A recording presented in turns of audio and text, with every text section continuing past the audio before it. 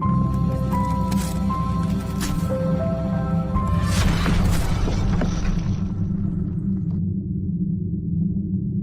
Friends, welcome back to my YouTube channel. साथियों, आज के करंट अफेयर के जीके में आप सभी का स्वागत है। तो आज है 29 जून।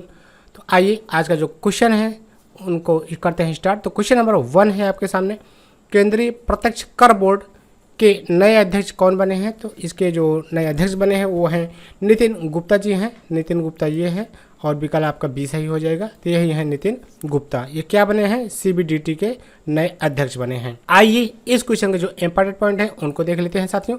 तो नितिन गुप्ता केंद्रीय प्रत्यक्ष कर बोर्ड के नए अध्यक्ष बने हैं। इन्होंने संगीता सिंह का स्थान लिया है। इनके पहले कौन थे? तो संगीता सिंह जी थी। और अभी क्या कौन बने हैं? तो नितिन गुप्ता बन गए हैं। अगला पॉइंट है सीबीडीटी का अगर फुल फॉर्म पूछे तो central board of direct taxes. और अगला है केंद्रीय प्रत्यक्ष कर बोर्ड वित्त मंत्रालय में राजस्व विभाग का एक हिस्सा है।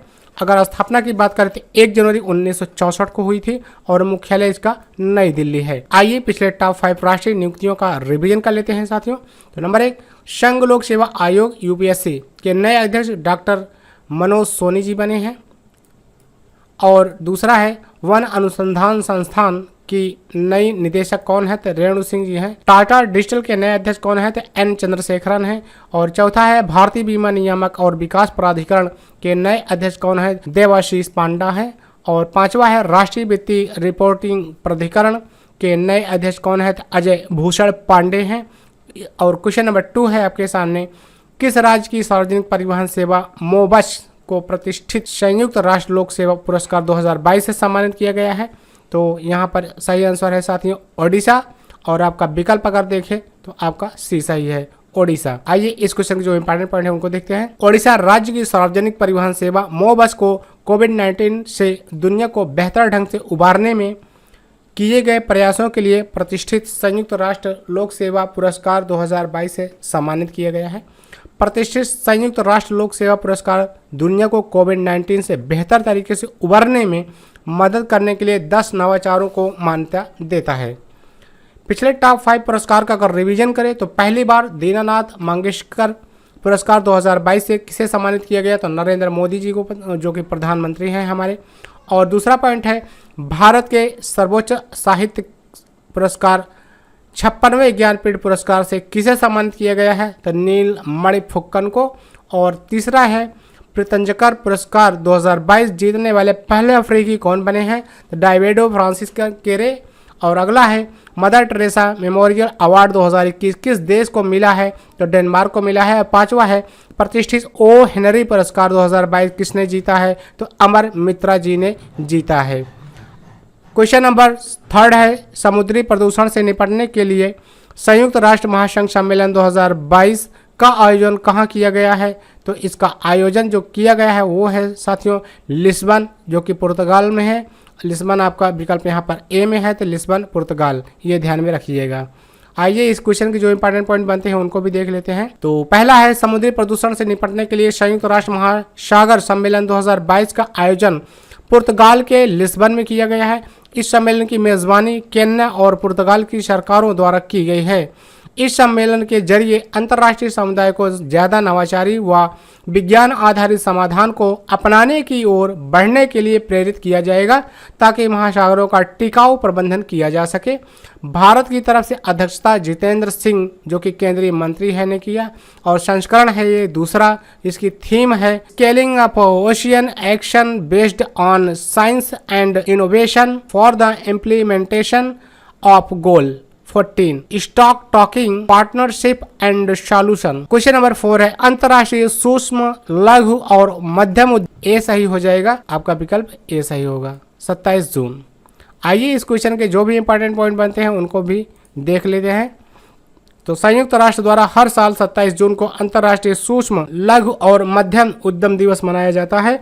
इस दिवस को मनाने का उद्देश्य वैश्विक आर्थिक विकास और सतत विकास में सूक्ष्म लघु और मध्यम उद्योगों के योगदान के बारे में जन जागरूकता बढ़ाना है।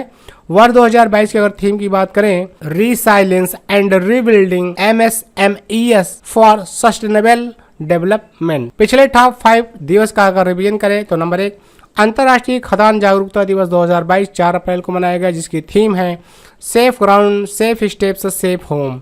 और दूसरा है साथियों विश्व आत्म केंद्रित दिवस या ऑटिज्म जागरूकता दिवस 2022 2 अप्रैल को मनाया गया और इसकी थीम है inclusive quality education for all. और तीसरा है विश्व क्षय रोग दिवस 2022 24 मार्च को मनाया गया जिसकी थीम है invest to end TB saves lives. और चौथा है विश्व मौसम विज्ञान दिवस 2022 23 मार्च को मनाया गया और जिसकी थीम है early warning and early action. और पांचवा है विश्व जल दिवस 2022 22 मार्च को मनाया गया जिसकी थीम है ground water making the invisible visible. और क्वेश्चन नंबर 5 है इसी के साथ साथियों रणजी ट्रॉफी 2021-22 का खिताब किसने जीता है? तो ये जीता है साथियों मध्य प्रदेश ने। आपका विकल्प डी सही है यहाँ पर, मध्य प्रदेश। इन्होंने ही रणजी ट्रॉफी 2021-22 को जीता है। आइए इस क्वेश्चन की जो भी इंपॉर्टेंट पॉइंट है उन पर नज़र दौड़ा लेते हैं साथियों।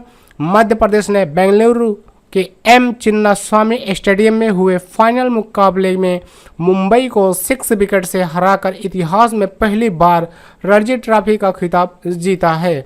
मुंबई के बल्लेबाज सरफराज खान को उनकी शानदार बल्लेबाजी के लिए रणजी ट्रॉफी 2022 के मैन ऑफ द टूर्नामेंट के रूप में चुना गया है। इन्होंने इस सीजन में सर्वाधिक 982 रन बनाए हैं और इसका संस्करण की बात करें तो 87वां संस्करण है। रणजी ट्रॉफी के बारे में बात करते हैं तो साथियों तो नंबर 1 रणजी ट्रॉफी एक घरेलू प्रथम श्रेणी क्रिकेट चैंपियनशिप है जो भारत में क्षेत्रीय और राज्य क्रिकेट संघों का प्रतिनिधित्व करने वाली कई टीमों के बीच खेली जाती है। वर्तमान में 38 इसमें टीमें शामिल हैं। क्वेश्चन नंबर 6 है इसी के साथ आप लोगों के सामने साथियों ऊर्जा क्षेत्र की कंपनी जीई स्टीम पावर ने 3 परमाणु भाप टर्बाइनों की आपूर्ति के लिए किस कंपनी के साथ समझौता ज्ञापन पर हस्ताक्षर किए हैं? तो ये हस्ताक्षर किए हैं साथियों भारत हेवी इलेक्ट्रिकल्स लिमिटेड के साथ जो कि नई दिल्ली में है। आपका विकल्प यहाँ पे ए सही है। आइए इस क्वेश्चन के जो भी इंपॉर्टेंट पॉइंट बनते हैं साथियों उसका अध्ययन कर लेते हैं। तो ऊर्जा क्षेत्र की कंपनी जीई स्टीम पावर ने 3 परमाणु भाप टर्बाइनों की आपूर्ति के लिए सार्वजनिक क्षेत्र की engineering firm Bharat heavy electricals limited के साथ साथ 16.5 करोड़ डॉलर के अनुबंध पर हस्ताक्षर किए हैं। अगर इसके रुपये में देखा जाए तो 1288 करोड़ रुपए। यह इकाइयाँ गोरखपुर, हरियाणा और कर्नाटक में विकसित की जा रही हैं। इन इकाइयों से कुल मिलाकर 8.4 गीगावाट कार्बन डाइऑक्साइड मुक्त बिजली का उत्पादन होगा जिससे 14 करोड़ घरों को बिजली मिल सकेगी। BHEL का अगर फुल फॉर्म देखें तो भारत हैवी इलेक्ट्रिकल्स लिमिटेड है और मुख्यालय की बात करें तो नई दिल्ली, स्थापना 1964।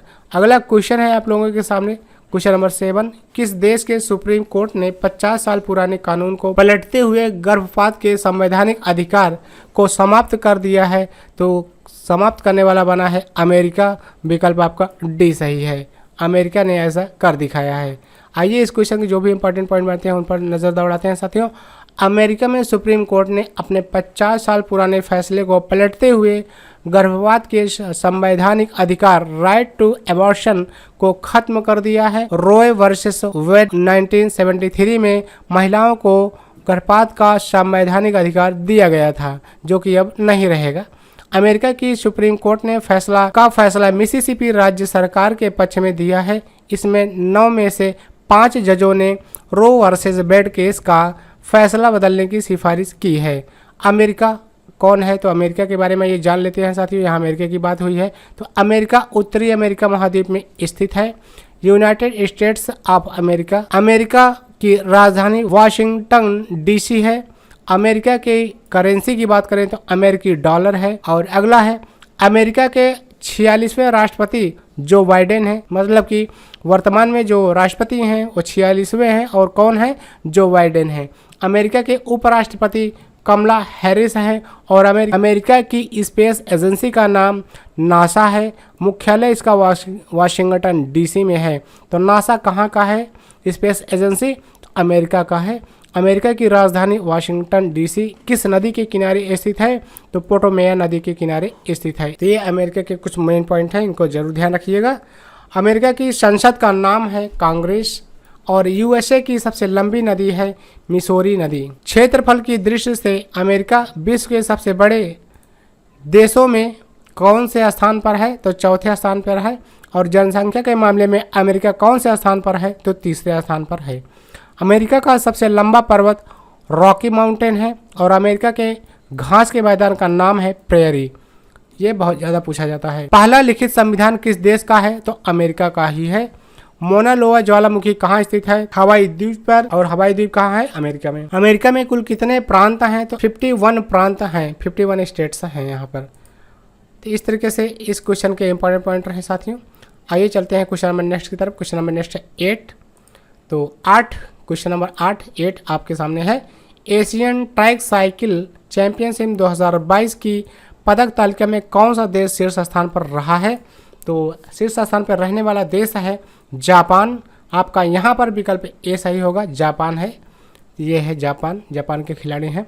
आइए इस क्वेश्चन के जो इंपॉर्टेंट पॉइंट बनते हैं साथियों उन पर नज़र दौड़ा लेते हैं। Japan Asian track cycle championship 2022 की पदक तालिका में 19 पदकों के साथ शीर्ष स्थान पर रहा है। जापान ने इस प्रतियोगिता में 14 स्वर्ण, 4 रजत और 1 कांस्य पदक जीता है। भारत ने इस प्रतियोगिता में कुल 9 पदक जीते हैं, जिसमें 1 रजत और 8 कांस्य पदक शामिल हैं। पदक तालिका में शीर्ष 3 देशों की बात करें, जापान यहाँ पर 19 पदक से नंबर 1 पर है और दक्षिण कोरिया 13 पदक लेकर के नंबर दूसरे पर है और मलेशिया 5 पदक लेकर के तीसरे नंबर पर है। इस तरीके से ये पदक तालिका है साथियों। और आयोजन स्थल की बात किया जाए तो नई दिल्ली है और संस्करण इसका 41वां है। यहाँ पर ब्रैकेट के अंदर 4G, 4S और 1B, अगर इसको जानना चाहें तो G मीन्स गोल्ड हो जाएगा और S मीन्स सिल्वर हो जाएगा और B मीन्स हो जाएगा ब्रास। तो इस तरीके से ये ब्रास और सिल्वर चांदी और ये गोल्ड स्वर्ण पदक के बारे में यहाँ पे जानकारी दिया गया है। आइए साथियों चलते हैं नेक्स्ट क्वेश्चन की तरफ। अगला क्वेश्चन है आपका 9। भारतीय एकीकृत ड्रोन निर्माता कंपनी Garuda aerospace private limited 115 crore रुपए के निवेश के साथ किस देश में अपना पहला एरोस्पेस प्लांट स्थापित करेगा? तो यह स्थापित करेगा साथियों मलेशिया में और आपका विकल्प यहाँ पर डी सही है। आइए इस क्वेश्चन के जो इम्पोर्टेंट पॉइंट्स हैं उनको देखते हैं साथियों। तो भारतीय एकीकृत ड्रोन निर्माता कंपनी Garuda aerospace private limited 115 crore रुपए के निवेश के साथ मलेशिया में अपना पहला एरोस्पेस प्लांट स्थापित करेगी। इस संयंत्र का नाम हिल्से गरुड़ एरोस्पेस होगा और इसे 2.42 हेक्टेयर में बनाया जाएगा। एरोस्पेस प्लांट स्थापित करने के लिए गरुड़ एरोस्पेस प्राइवेट लिमिटेड ने मलेशियाई ड्रोन स्टार्टअप हिल्से ग्लोबल SBN BHD के साथ भागीदारी की है। आइए चलते हैं नेक्स्ट क्वेश्चन की तरफ। और आज का 10 क्वेश्चन है आपका, किस संस्था ने India's booming gig and platform economy नामक रिपोर्ट को जारी किया है? तो इसे जारी किया है साथियों नीति आयोग ने, नई दिल्ली। आइए इस क्वेश्चन के जो इम्पोर्टेंट पॉइंट है उनको देख लेते हैं। तो इस रिपोर्ट के अनुसार भारत में साल 2029-30 तक लगभग 2.35 करोड़ गिग अर्थव्यवस्था से जुड़ जाएंगे। इसका मतलब यह है कि वे ऑनलाइन घर बैठे काम कर अपना जीवन यापन कर सकेंगे। यह आबादी देश के कुल आबादी का लगभग 4.1% होगा। गिग अर्थव्यवस्था एक ऐसी मुक्त बाजार व्यवस्था है जहां पूर्णकालिक रोजगार की जगह अस्थायी रोजगार का प्रचलन है। इसके तहत कंपनियां या फर्म्स अपनी लघु अवधि या खास ज़रूरतों को पूरा करने के लिए फ्रीलांसर या स्वतंत्र श्रमिकों के साथ कॉन्ट्रैक्ट करते हैं। पिछले टाइप रिपोर्ट्स का रिवीजन करें तो ग्लोबल रिस्क रिपोर्ट 2022 को किसने जारी किया है? तो विश्व आर्थिक मंच ने जारी किया है। और विश्व शासन संकेतक 2022 को किसने जारी किया है? तो विश्व बैंक ने जारी किया है, जो कि अमेरिका का है। और दुनिया भर के वनों की स्थिति के बारे में the states of world forest report 2022 को किसने जारी किया है? तो खाद्य कृषि संगठन ने FAO ने जारी किया है।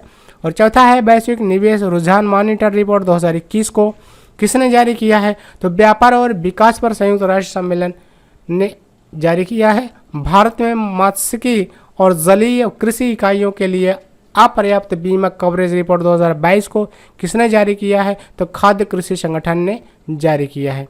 आज के जो 29 जून के अन्य महत्वपूर्ण क्वेश्चन बनते हैं साथियों, तो आइए उनको देख लेते हैं।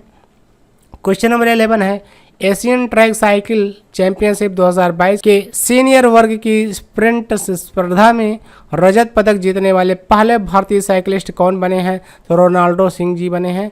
और 12 है क्वेश्चन नंबर, वैज्ञानिकों द्वारा कैरिबियन द्वीप समूह के कैरिबियन मैंग्रोव दलदल में दुनिया के सबसे बड़े जीवाणु की खोज की गई है। इस जीवाणु का क्या नाम है? तो थियो मार्गरीटा मैग्निफा है। और 13 है जेपी गंगा पथ परियोजना का उद्घाटन किस राज्य में किया गया है? तो बिहार में। और 14 है भारत के किस राज्य में पहली बार यूट्रिकुलेरिया फुर्सेलेटा नामक दुर्लभ मांसाहारी पौधे की प्रजाति की खोज की गई है? तो उत्तराखंड में। और 15 है भारत की पहली के पॉप स्टार कौन बनी है? तो श्रेया लेंका जी बनी हैं, जो कि ओडिशा की हैं। अशोक अपने शिलालेखों में किस नाम से जाने जाते हैं? तो प्रियदर्शी के नाम से जाने जाते हैं। दूसरा क्वेश्चन है मैकल पर्वतमाला भारत के किस राज्य में स्थित है? तो छत्तीसगढ़ में है मैकल पर्वतमाला, छत्तीसगढ़ में। तीसरा क्वेश्चन है भारतीय प्रतीक पर उत्कीर्ण सत्यमेव जयते लिया गया है? तो मुंडको उपनिषद से लिया गया है।